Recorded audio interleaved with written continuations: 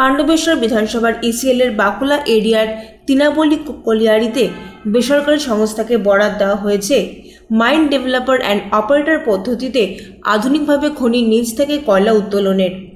ইতিমধ্যে সেই প্রজেক্টের কাজ শুরু হয়েছে, কিন্তু কয়লা উত্তোলন এখনও শুরু করা যায়নি। এর মধ্যেই কলিয়ারি শ্রমিক সংগঠন দাবি করেছে যে ইসিএলের বাকুলা এরিয়া কর্তৃপক্ষ শ্রমিকদের বদলির ভয় দেখাচ্ছে। এরই প্রতিবাদে সোমবার সকাল থেকেই প্রজেক্টের কাজ বন্ধ করে দিয়ে বিক্ষোভে সামিল হয়েছেন কলিয়ারি 2 পিটের প্রায় 723 জন স্থায়ী শ্রমিক।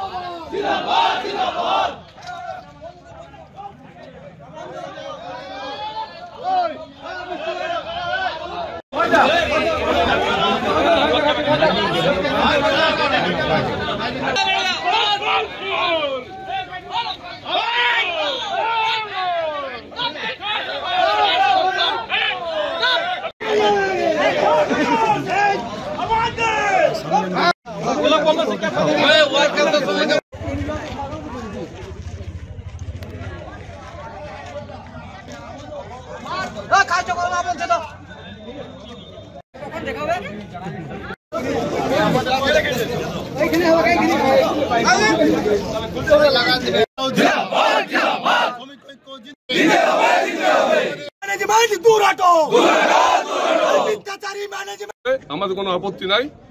আর যেগুলো আমাদের একটা প্রজেক্ট হতে গেলে যে লোকালের সুবিধা হোক, যেসব সুবিধা দেওয়া উচিত সেই সব সুবিধা থেকে আমরা বঞ্চিত না হই, এই এসুরেন্স দিলে আমরা আমাদের আন্দোলন থামাবো, নতুবা বৃহত্তম আন্দোলনে যাব। এখনো পর্যন্ত কলিয়ারি কর্তৃপক্ষ আপনাদের সঙ্গে যোগাযোগ করেছে? না, কোনো রকম যোগাযোগ করেনি, কারণ কেউ ফোনও করেনি। ইদানিং শুনলাম যে সিএমডি আসবেন কালকে।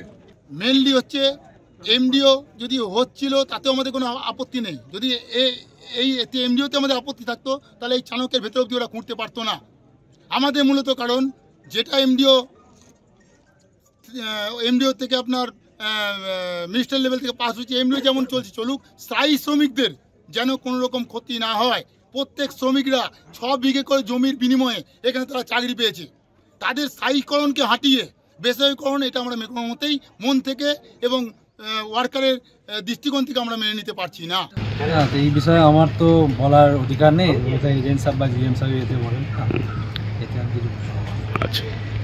পাণ্ডবেশ্বর থেকে নিরসের প্রতিনিধির রিপোর্ট, এএনএম নিউজ। আরও খবরের আপডেট পেতে সাবস্ক্রাইব করুন আমাদের ইউটিউব চ্যানেলটি আর বেল আইকনে ক্লিক করুন নোটিফিকেশনস পেতে।